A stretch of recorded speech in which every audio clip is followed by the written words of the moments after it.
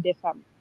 Alors, chers partenaires, membres de la société civile, représentants des institutions publiques et privées, activistes et défenseurs des droits humains, c'est avec un mélange de gratitude et de détermination et d'urgence que nous clôturons aujourd'hui les activités des 16 jours d'activisme contre les violences faites aux femmes et aux filles. Tout au long de cette période, nous avons travaillé sans relâche pour amplifier les voix des survivants, sensibiliser la population et mobiliser les communautés à travers les 10 départements du pays grâce à l'implication et au dévouement des membres du Refuge des femmes et de nos partenaires comme la FEDOFED, la FOSREF, AJCDS, ONU Femmes, etc.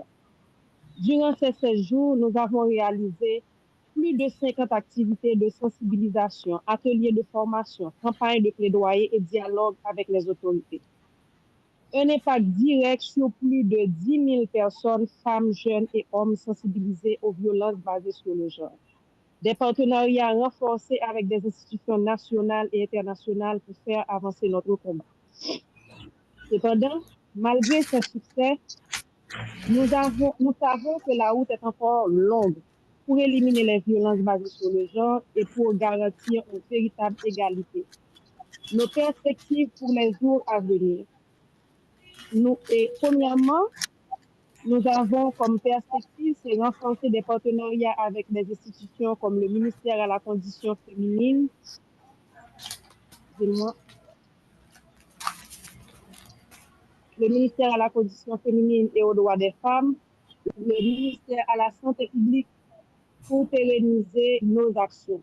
Campagne de suivi, nous veillerons à ce que nos plaidoyers se traduisent en politique concrète et durable, lancement d'initiatives nouvelles, notamment de formation professionnelle pour autonomiser les femmes et des groupes de soutien pour les survivantes de violences. Nous ne pouvons clore ces activités sans parler des événements tragiques récents. Les inondations qui ont frappé plusieurs départements du pays, en particulier dans le nord, ont gravement touché certaines de nos membres de la FEDOFED et de nombreuses familles vulnérables. Les violences des gangs qui persistent en toute impunité à travers le pays. Ces catastrophes soulignent une fois de plus l'inexistence de mesures de protection adéquates et le manque d'anticipation des autorités en matière de gestion des risques et de son incapacité à protéger la population. Cela constitue une violation flagrante des droits humains, car la vie et la dignité de chaque citoyen devraient être une priorité absolue. Nous recommandons, premièrement, à ce qu'il y ait un plan national de gestion des risques et des catastrophes basés sur des mécanismes de prévention et de réponse rapide. Renforcer les capacités des collectivités locales pour protéger les communautés les plus vulnérables. Intégrer une approche genre dans les politiques de reconstruction pour s'assurer que les femmes et les filles, souvent les premières victimes, soient au centre des solutions. Créer un fonds d'urgence humanitaire pour soutenir les familles touchées par ces catastrophes naturelles. Impliquer la société civile dans les prises de décision concernant la gestion des crises. En ce jour de clôture, notre engagement demeure intact.